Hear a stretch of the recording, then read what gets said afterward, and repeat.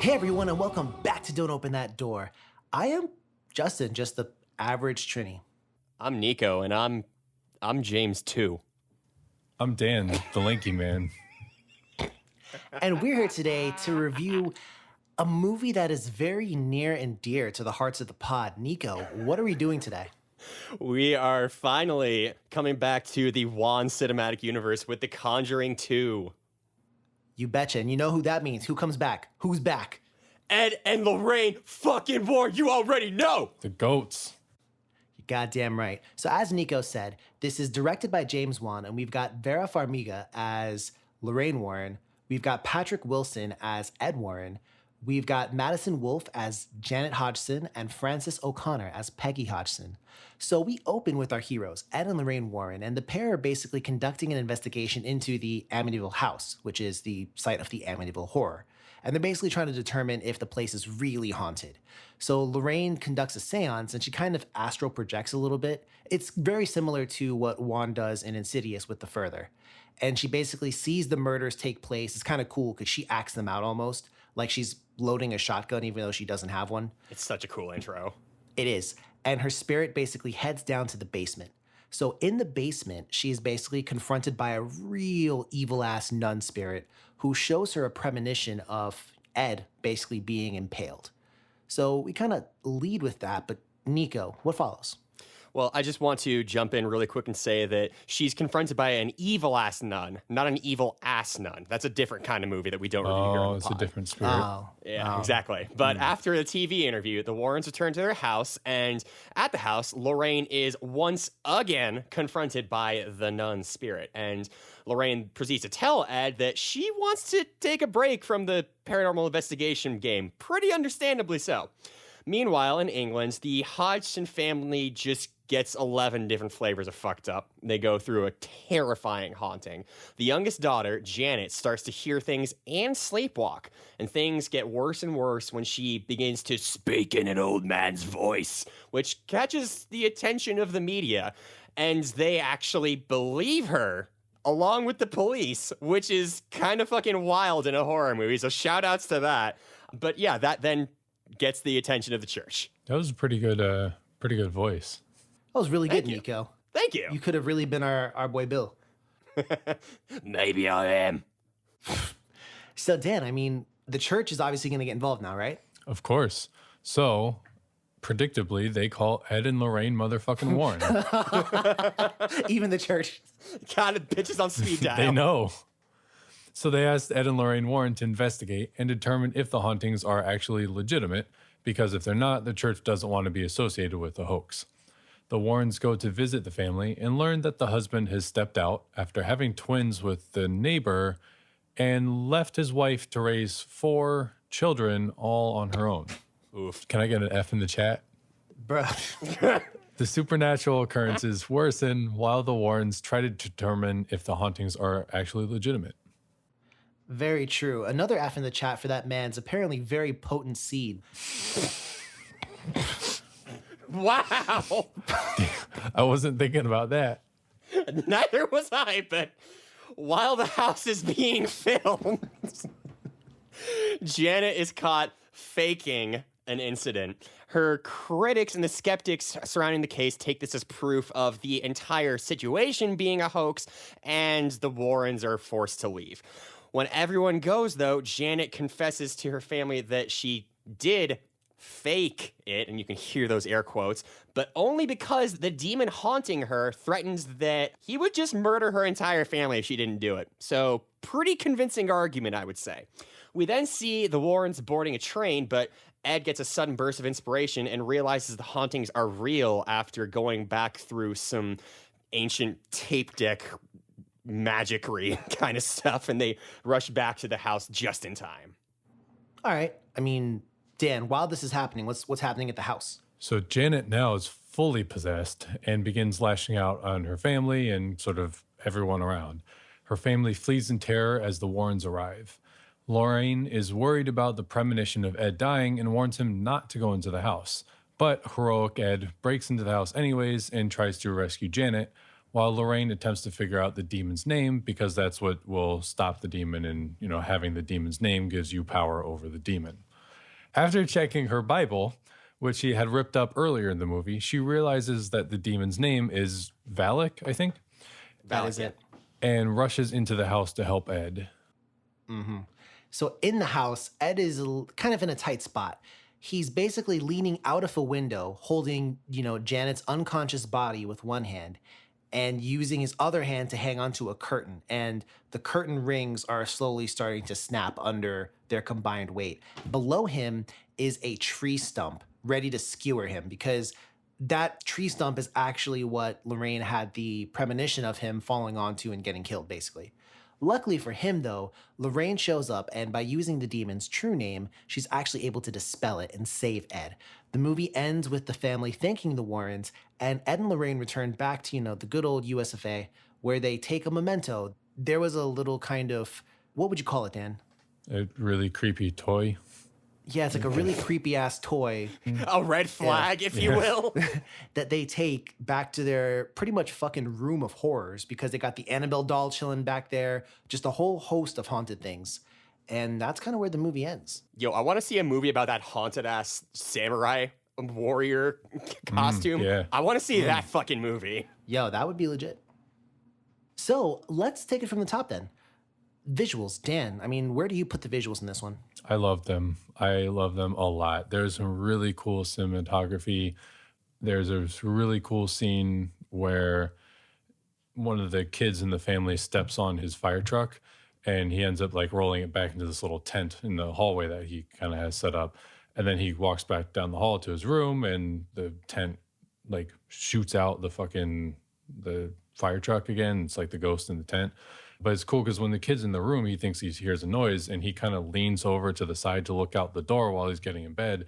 And the camera kind of follows him and it kind of does this like, it's like third person, like tilt kind of thing. I don't really know It's how to. panning with him or almost. Yeah, it's really, really cool. And it does it a few times while he kind of goes back and forth. And I love that. There's a lot of really cool shots.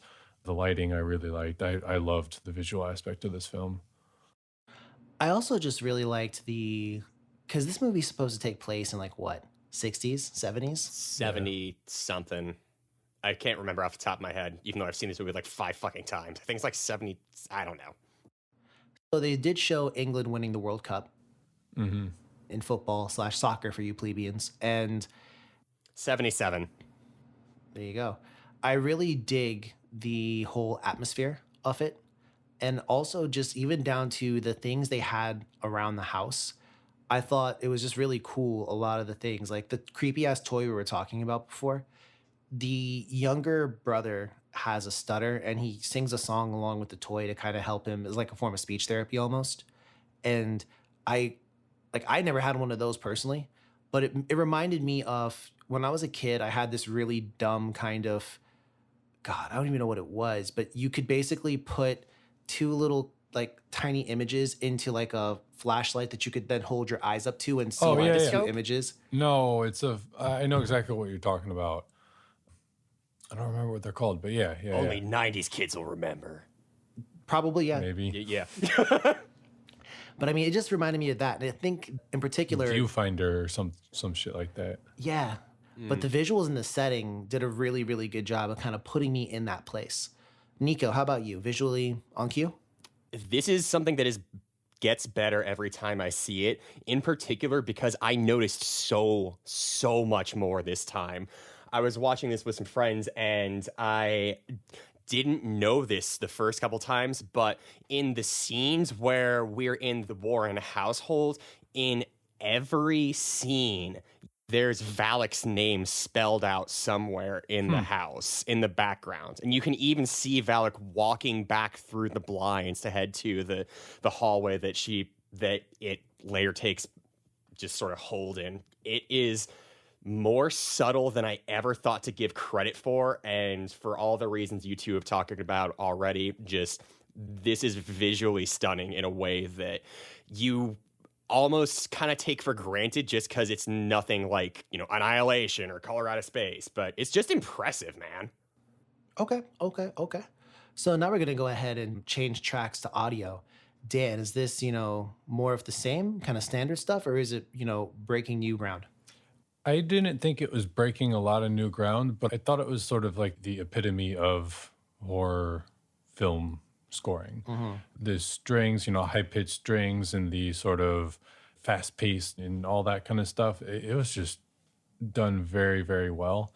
So I think that everything to me before this, like scoring wise, kind of leads up to something like this. And this really perfectly encapsulates what it should be. And then outside of the score, man, when Janet's possessed and the demon voice, that sounds really cool. And it was really well done. Agreed, agreed. Nico did a really good job of that voiceover. He did. Like that was spot on. So, Thank you. any audio kind of points from you, Nico? No, I mean, Dan really hit the nail on the head. This is something that is very, very cleanly and professionally made, and there was never a point in time when anything stood out that wasn't supposed to. Like, they set the scene and the atmosphere with the audio just as well as they do with the visuals, in my opinion. All right. So first off, once again, this is the very first sequel I think we've ever done on the pod.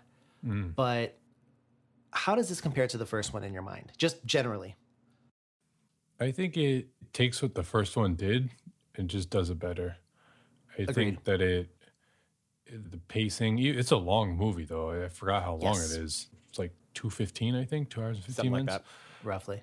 So it's long, but it almost doesn't feel that long. And I thought the pacing was really great. And, sometimes on the first film, things slowly kind of build up to, if I remember correctly, there's a lot of like small things that happen near the beginning of the hauntings. This one, like the hauntings just fucking start. And like, they're haunted as fuck, like at the beginning. As fuck. And then they just get even more fucked later on. But yeah, I think it just builds on the first one and does it just better and better. Okay. I mean, Nico, you're in agreement, right?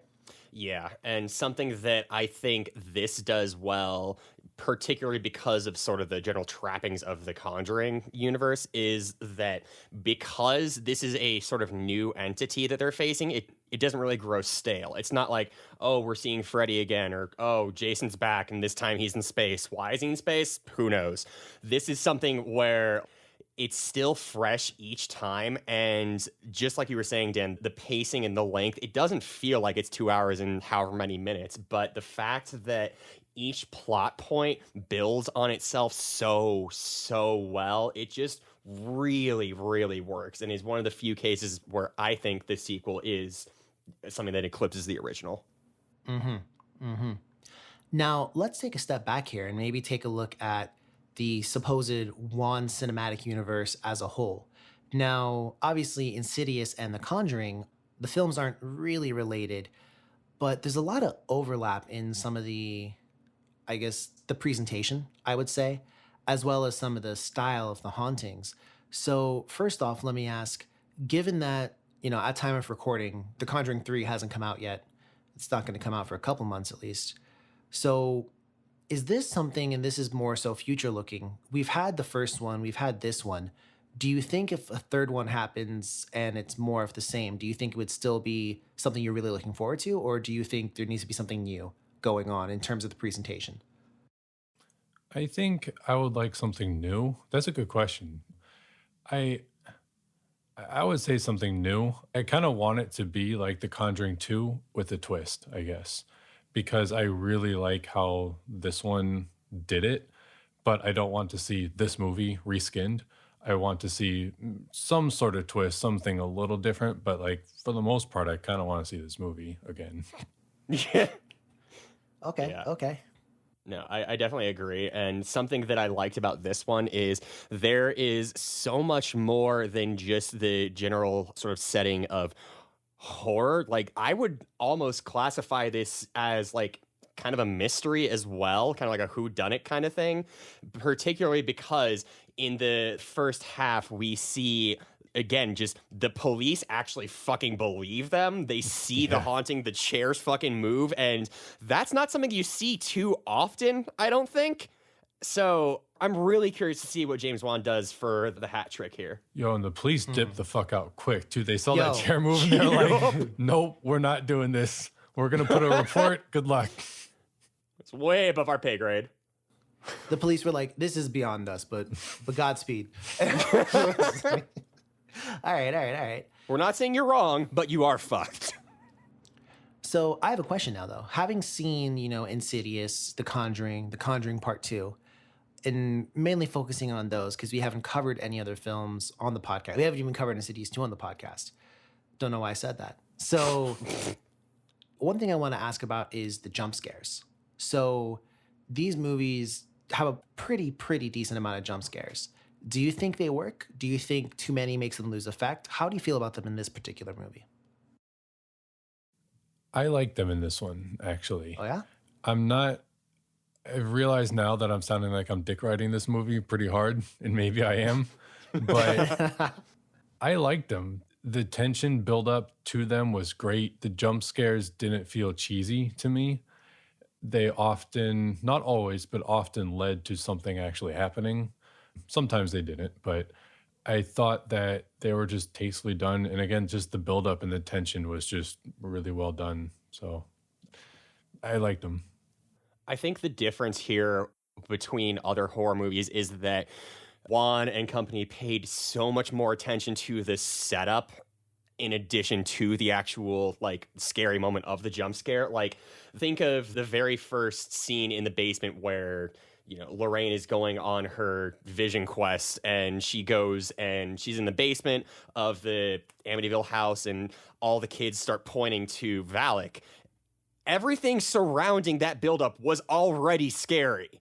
And the moment that it's revealed, it's something that fits tonally, something that fits narratively. It's not just like, oh, fuck, a face. It's like, oh, this is the thing that's actually haunting them, and it has actual substance because it keeps coming back. Mm-hmm. How do you feel about them? Because I know you're a jump scare hater, so what do you think? Yeah, so I will say that for me, there was maybe just one or two too many. Okay. In my opinion. That's fair. When it came to the jump scares. For example, there's one or two that I liked. Particularly, there was one where Ed is kind of reaching his hand down into some water, and Bill jumps up and gives him a nibble. And it's one of those things where I was like, okay, I like that because we were tense already with him putting his hand down in the water. So I consider that to be a payoff. But there was one or two other times, for example, where what was her name? Janet. Her name was Janet. She was sitting down, and this was, I think, the TV scene. And there were parts of that TV scene that I really liked. But sometimes, Bill would just pop up and be like, "Get out my house." Mm-hmm. And I don't know, I wasn't really super scared from that. I feel like some of them weren't necessarily jump scares, though. Because to me, a jump scare is not quite out of the blue, because that's not quite true, because a lot of times there is a little bit of tension. You can feel something coming. But this movie wasn't trying to, a lot of times to me, it wasn't trying to trick you into thinking, like you said, when, Ed had his hand down the water, you knew something was coming the whole time. They didn't hide it. And a lot of times they didn't hide shit. You may have jumped a little bit when it happened, but to me, that was more of the side effect of the tension buildup rather than just a, whoop, gotcha kind of moment. Agree. That's one reason why I like him in this one. My preference is for things like how it was with the, what was it? The Crooked Man. Mm-hmm. And how the kid opens up the little, I don't know why he has a tent in his house, but he opens up the little He made tent. a fort. Fuck you. You didn't make forts when you were a kid? I made forts, not tents, not little carnival things. He did what he could in depressing ass 77 England. He didn't have a bed sheet and 2 chairs? No, their house had black mold everywhere. He did what he could. Yeah. I'd have used a sheet, bro. They were in an intense situation. God damn it. Okay, Mr. James 2. Yeah, no, I can't say shit. So, the one thing I really did like as well, though, in addition to the Crooked Man, is, and this is, I guess, something that I wanted to ask you guys. How do we feel about the kind of double ghost story where, for the bulk of the story, Bill is almost presented as the antagonizing spirit? And then afterwards, Ed kind of ingeniously plays, I don't know how he remembered to do that by looking at the 2 tapes crossing, but he plays 2 tapes simultaneously and they basically finish each other's messages. So one is saying help, let go. And then it's the other one saying like, me, she won't. Something, yeah. Like, help me, they won't let me go. Something. Yeah. That's what it ended up saying. You know what I mean? I'm not the tape recorder. I can't do it. So that that was pretty much that. But how do you feel about there being like a bigger, more insidious force behind it, if you will? I mean, I like it personally just because Bill was already a definitely scary presence, in particular with the scene where we get to see Janet sort of morph into him with the ventriloquism scene, or not the ventriloquism scene, but like the possession scene. This whole movie is a fucking possession scene. What am I talking about? I just like the fact that there was already something that was keeping us on edge, not letting us sort of relax. Because when we were in the Warrens' house, we knew there was something else that was coming for them with the guys of Valak. We knew there was something that was preventing us as the audience and them as the investigators from truly having a moment of, respite. Speaking of Valak, how do you feel about the design of the nun?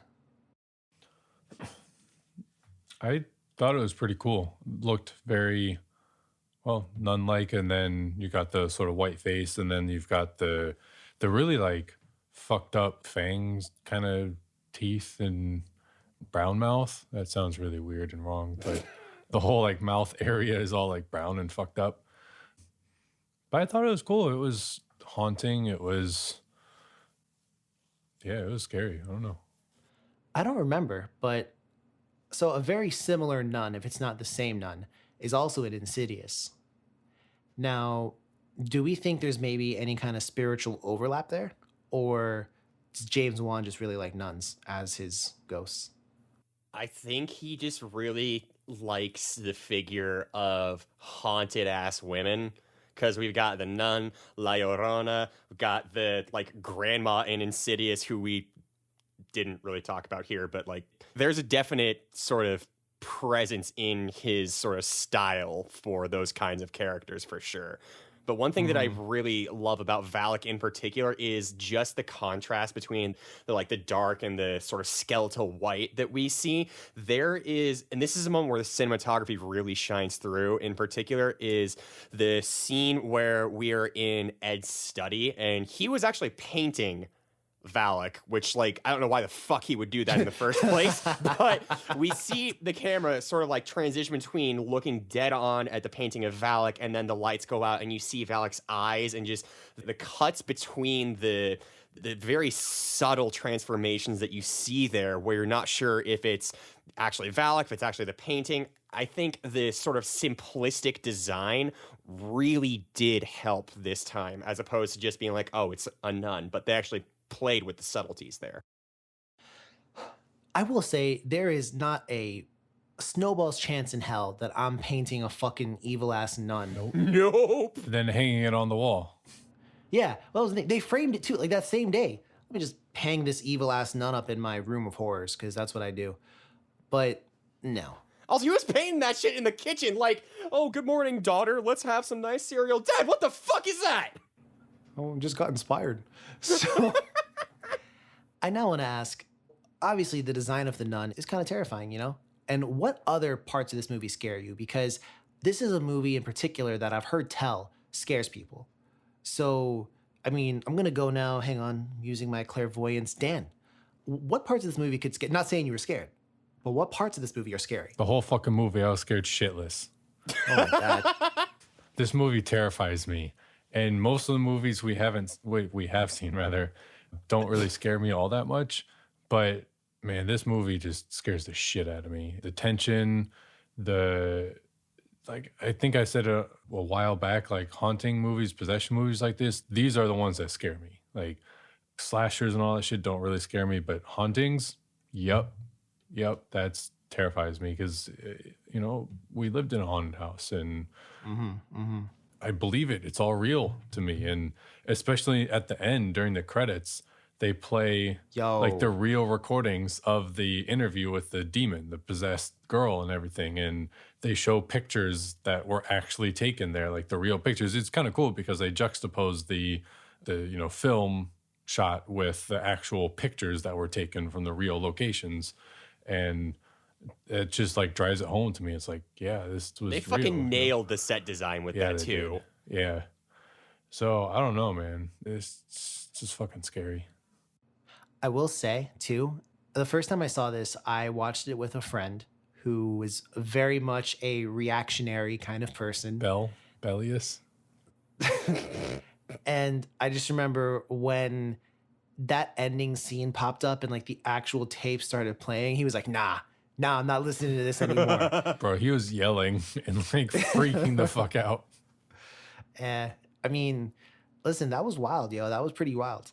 I definitely don't understand. Well, I should take that back.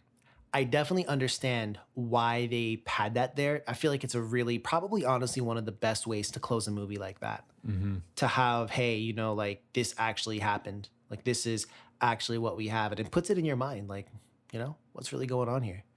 So, speaking of what's really going on, though, Nico, a resident skeptic here. You ever notice skeptic and septic are only one letter different? You know, I hadn't actually thought of that before, but you got me dead to rights. Because I guess I'm just full of shit.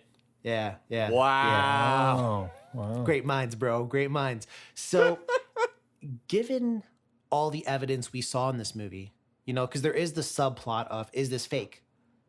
And given all the evidence we see in this movie, I mean, Janet gets a bite mark, her mother gets a bite mark, Janet levitates, the chairs move around, shit gets fucked up, the Slender Man comes, or not the Slender Man, TM. What was his name? The Crooked Man? The Crooked Man comes out. So all this crazy shit is going on. I mean, even the neighbors, they literally witness. They're talking about Janet talking like Bill. Nah, at one point in time, Janet was literally talking like a straight demon. Like, and the neighbors saw it too. That's probably why the next scene, they were not in the neighbor's house anymore. They were back in their own house. But all this evidence, how could they still doubt? Even if it was just the bite mark, how could they still doubt, Nico? How can you doubt? I think it's because they were working towards their own sort of biases.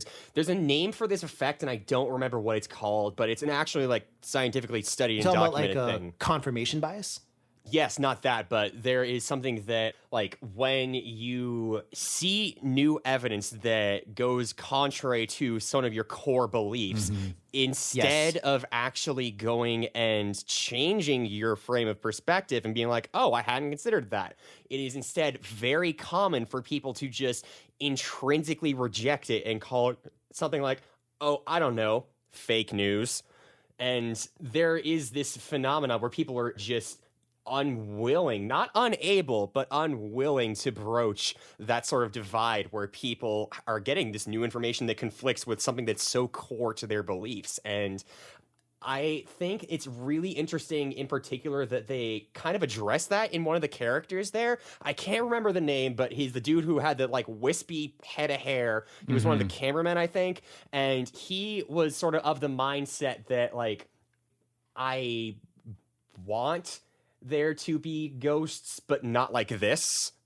If you kind of get my meaning there, like I want to be able to believe in something supernatural, but the fact that it's happening in this sort of schema is just completely fucking horrifying. And I fucking feel that. I do. I think part of it is also that people, if they haven't experienced it, then they don't believe it. Or even if they have experienced it, if it hasn't affected them as much Right. or in the same way, then it's not true for everything or whatever. So, I mean, just like we see with the pandemic right now, you know, oh, well, I wasn't hospitalized, or, oh, well, I didn't die, you know, all this bullshit. I don't want to get into that. But, you know, a lot of people would look at these hauntings that are happening that are pretty almost definitely clearly happening and just brush it off as some whatever explanation just because they haven't experienced it, or they don't have, like Nico was saying, you know, they can't or won't change their perspective, you know. I mean, well, guys, first and foremost, thanks a lot. We've just lost our massive conservative following. But Get fucked. more to the point, I definitely agree with what you both have said. And I also think that was the reason why the Catholic Church was so hesitant to take this on, because The lead skeptic is this lady who she was fooled once before into thinking that she was witnessing something that was truly supernatural when she didn't. And that scarred her. That made her disregard I get evidence. that shit too. Like, I get that. And that's exactly what the church was not trying to do, because if the church starts taking on things that aren't real, that are hoaxes, then they run the risk of burning people who are just like, well, maybe this is not true. So it was good of them to go to Ed and Lorraine Warren. Although, real talk, if you go to Ed and Lorraine Warren, you're already getting the best. So you may as well just not even try. What I don't get, though, that lady, that skeptic lady, she was like there in the room with them during the like interview with the demon thing, right? I think. Was she? I think she was. Even if she wasn't, she was there for other haunted shit. Yeah, but it's like, you're here, you see this. It's not like you're watching or listening to a recording and, oh, that's camera magic, if that existed in the 70s. Or, oh, you know, we made this up. Like, no, you're seeing this happen, and you can see that there's nobody around making her do these things or make this voice or whatever. Like, you are She fucking witnessing teleported this. into a locked room. Yeah. Like, Yes. See, that was the one where I thought that really superseded anything at all. She literally teleported into a locked room. To be fair, nobody saw her teleport to a locked room, so maybe she had the key and got in and somebody locked. Oh, I don't know how somebody would lock it back up, but Yeah. I don't know. Or even so, the bite marks as well. Yeah, the bite that was marks a too. big can't thing. fake that Yeah. shit. Contrary to what the movie would have you believe, a little girl can't sound like an old man. That's just not possible. And the skeptic was like, well, maybe she's just very talented. Damn, okay. Okay. She needs to be a voice actor if that's the case. She needs to be an actress. Wait a second. Nice. I now bring you to a more, dare I say, philosophical talking point. Oh, So this movie obviously plays very heavily into the Christian / Catholic mythos of possession, demonic entities, and things of that nature. But when I see this, I oftentimes am reminded of my backstory, you know, that I got written for myself. What was it in fucking civics class or classics class where you had the backstory of like being thrown off of a mountain? You were like copying Tekken's backstory as your own. I forgot about that. Oh shit. Yo, people believe the dumbest shit about me. There were some motherfuckers who believed him too. What a wild life I've led. But no, so I think back to, you know, for example, the concept of possession in the Islamic sense, or the concept. So I actually took a religion class. It was held, it went till like almost midnight. It stopped at like 11:30 at night. Bro, that's cursed So- shit. If it was hell, religious class, that was a pretty successful learning experience then. Yeah, so we covered possessions in different cultures and how different cultures deal with possessions. I want to take that class. Well, the whole class wasn't about possession, but we had like a long section on Sure. possession. So there was one where I forget what it was, but like someone was possessed, and then like I don't know if it was like a local like holy man or priest or shaman. I don't know what the term is, but dude just like walked up with like it was like a brush almost comprised of like different leaves, and smacked the ever-loving shit out of the person repeatedly. I was sitting there like, yo, that's one. I've never seen white people do this one before. And I was like, yo, but that's like, it's funny because actually a much lighter version of that is actually present in Islam. Sometimes before you come into a mosque, they'll actually lightly beat your head with something similar to that. And it's meant to like chase away the spirits or whatever else like that. So that was basically just a slightly upgraded version. But I mean, how do you feel this would go, Nico? Could a movie like this be, do you think it could be done in a different culture? Or do you think this is something that's very close to, you know, Catholicism and Christianity? I think the aspect of it having to do with names is very central to Catholicism and other Abrahamic religions, in particular just because, you know, the name of God in Christianity and Catholicism, it's unknowable and like you can't ever really truly say it. And when you do, something like impossible happens. I don't know, like you get mind fucked. Like the fact that there is such an importance on giving ownership to an entity by naming it is something that is really, truly essential to this sort of mythos that we're working with. I mean, think about the Wailing. There wasn't so much of an emphasis on like, oh, fuck, that's Sung Hyung Swa or something. The demon would have been like, yeah, you got me. What else, bitch? What up? That's interesting. A lot of this is also based on, the Green Day song, Do You Know Your Enemy? But Dan, where do you get off at, Usually, never mind.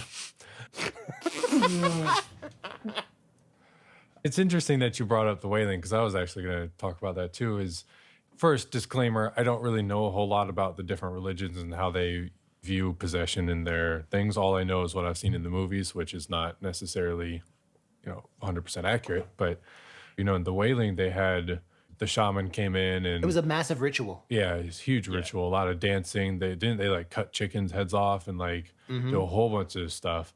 So now I'm just imagining that happening in the 70s in England. And that would be a sight to see. But I mean, I think that there would be more ritualistic stuff, I would say. Now, granted, in this one, you do have some ritual type things from a Catholic perspective. You've got a lot of the crosses and things, and they put crosses up all along the walls and things like that.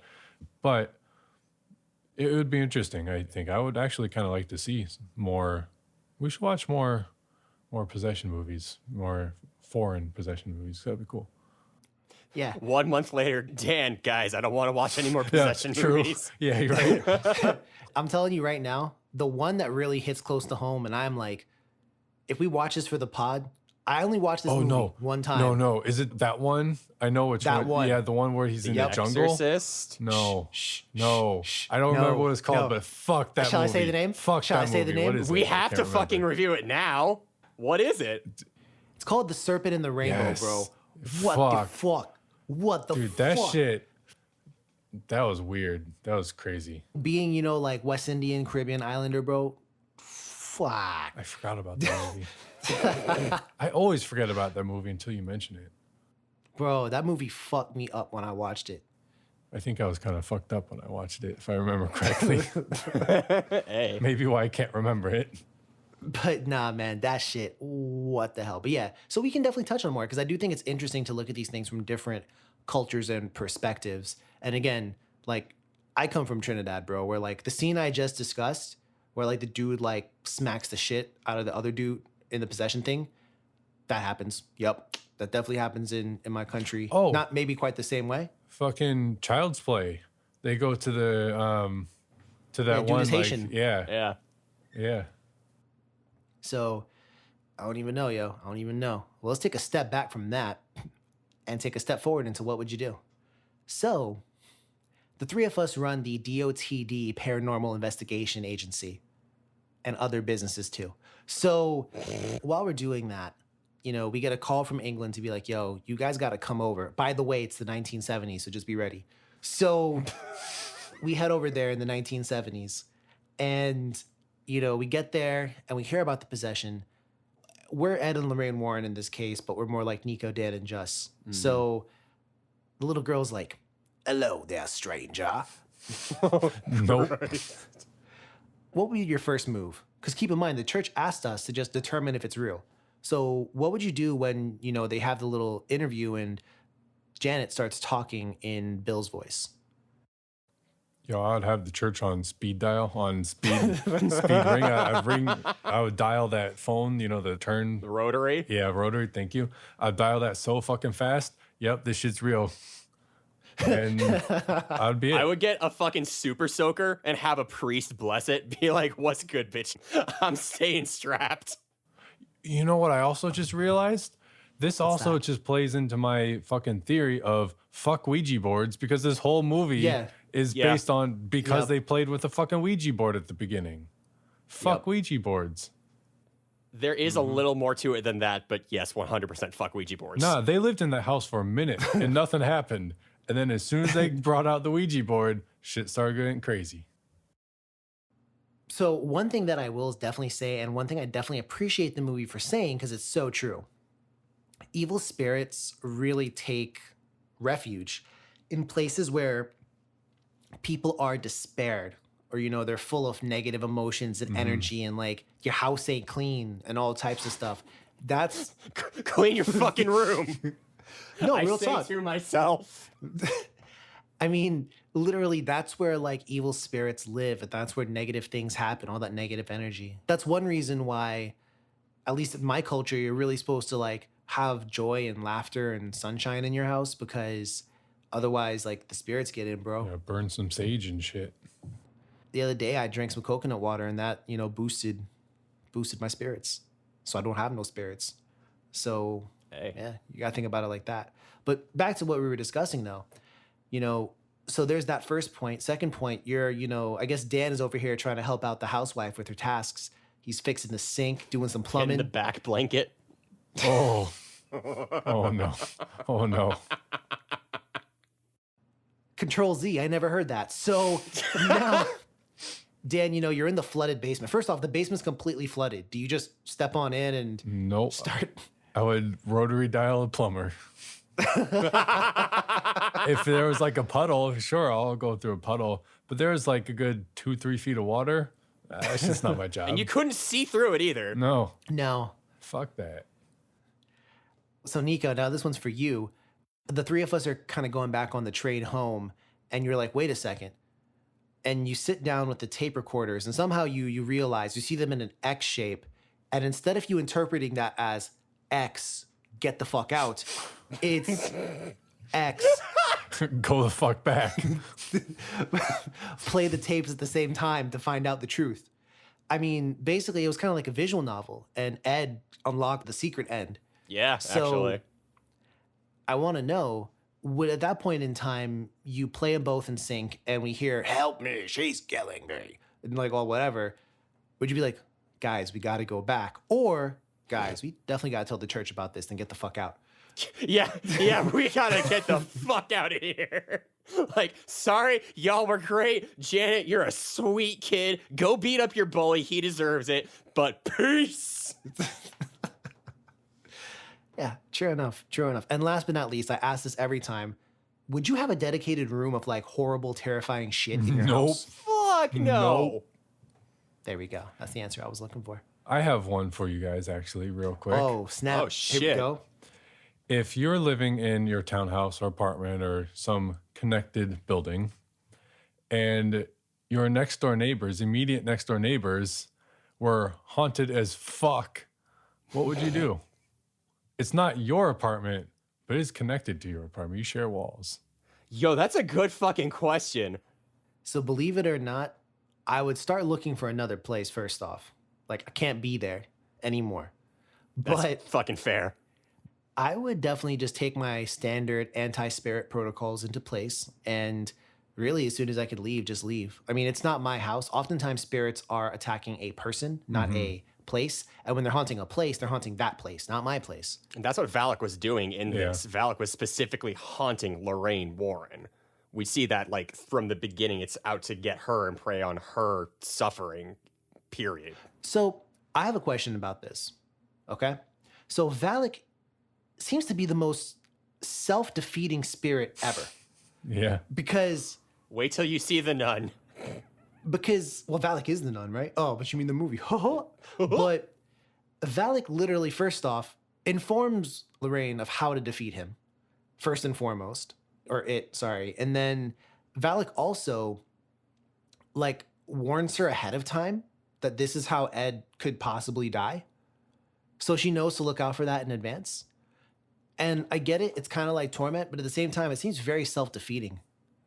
I'm like, why would you do that? And then Valak haunts a family in England, I guess knowing that Ed and Lorraine Warren are just that boss, so they'll show up. That's what I'm left to assume, right? Yeah. 100%. And I guess if Valak had killed the family and the Warrens had just left, then okay, Valak whatever. would have won. And would have kept fucking haunting. I don't know. That does seem very self-defeating. But enough for defeat. Time for victory. So we're going to go over, well, first of all, before we do that, if you had to pick your favorite scene from this, what's your favorite scene in this movie? I think my favorite scene is the scene where Lorraine is by herself in Ed's office.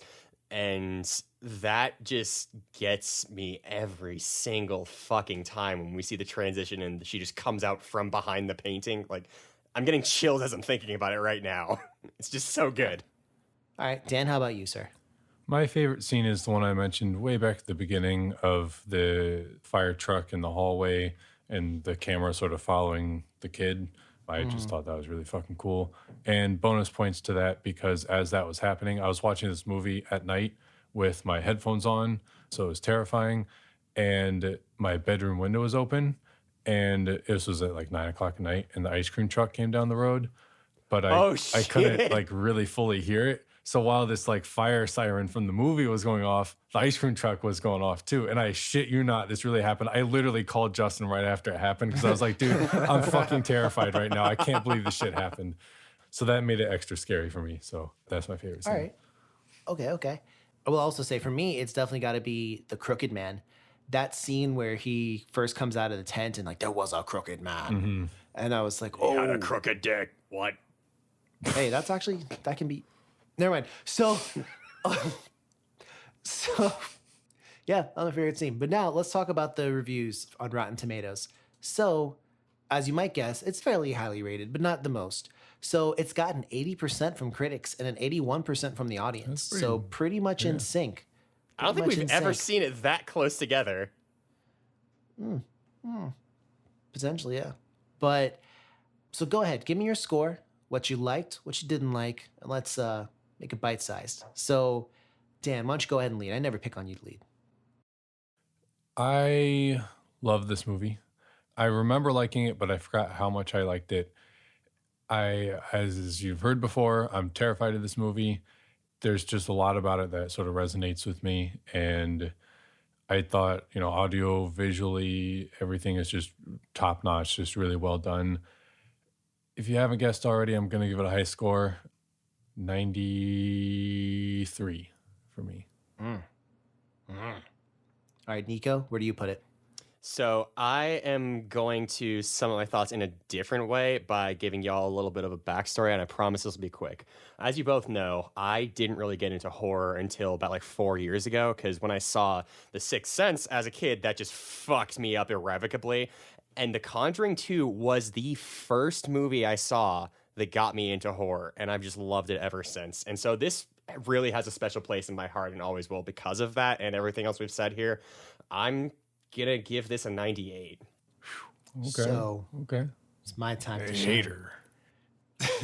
So, I like this movie. I think it's a very good ghost story. I think a ghost story is a simple kind of story that a lot of people get wrong sometimes. So, I really do enjoy the movie a lot. I thought the cast was good. I like the visuals. I like the audio. Things I don't like, I thought the plot had a couple small, sometimes medium inconsistencies, particularly with the evidence. Valak basically being able to be sent away by like, hey, yo, Valak, get out. You got me. So that was pretty much that for Valak, which I didn't really like. Compared to the end of the first Conjuring movie where they had the really tense kind of exorcism scene, I thought this one was like a little shoddy in comparison. But so James Wan has a very particular style of directing. He does. Yeah. He also has a very particular way that he likes for his, horrific things to happen. The part that I really like is sometimes things will be happening in the background that you really don't notice unless you really pay attention. And I love that shit. I dig it, man. I dig it. But sometimes there'll be things and I'm just like, this is very similar to other James Wan movies I've seen. Like it's out of the playbook. And I'm like, I kind of want something fresh from you sometimes, man. There is fresh things, don't get me wrong, but then there's a lot that also kind of goes back to the standard for me. So I would rate this one a 77. I think it's good. I don't think it's like my favorite possession movie of all time. I think it's a pretty good movie. I would definitely recommend it, but it doesn't hold that special place. Also, and I will say, I suffer a very big disconnect from this particular type of ghost story because this entire story could basically never happen in Trinidad ever. And that is something that unfortunately I carry with me a lot. And it's kind of weird to say, but remember how for his house I was so excited and hyped because I was like, so much of this is like my culture. Right. And that's kind of like the opposite for this, where I'm like, so much of this is so alien to me that I personally can't get like quite as dug in. That's fair. I do love me a good possession movie, and don't get it twisted. This is a good possession movie. So, time for the recommendations. So, would you recommend this one? I already said I would. How about you two? Yeah. Yeah. Absolutely. All right. So, time for the golden seal of approval. Dan, Yeah, I think so. Nico. Abso-fucking-lutely, yes. You motherfucker. Oh, I don't know. It's fine. It's fine. We didn't give Midsummer the golden seal, and I'm not mad at Dan. A lot. I know. A lot. small part of you. Small part.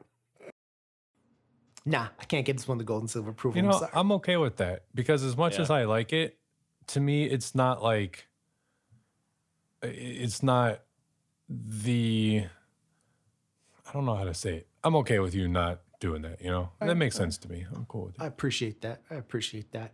So, any last words before we wrap this one up? No? Oh, yes. They actually, on day one of shooting, they had a priest bless the set. And that's a good fucking Smart idea. fucking man. When you're playing with Ouija boards, even if they're not real, and Yeah. you better bless that set. Yeah. Anything else? That's a very good point, Dan. All right. Well, that's been it from us here at Don't Open That Door. Please, it's a good movie. Even if I didn't give the golden seal, I know, shame on me. But definitely check it out. It is a very, very, very solid possession movie. Probably, honestly, my favorite James Wan movie as well. But also, on a separate note, don't fucking play with Ouija boards. Don't do it. I can't wait for us to review Ouija. Oh my god. And also, dear listeners, don't open that door. Bye.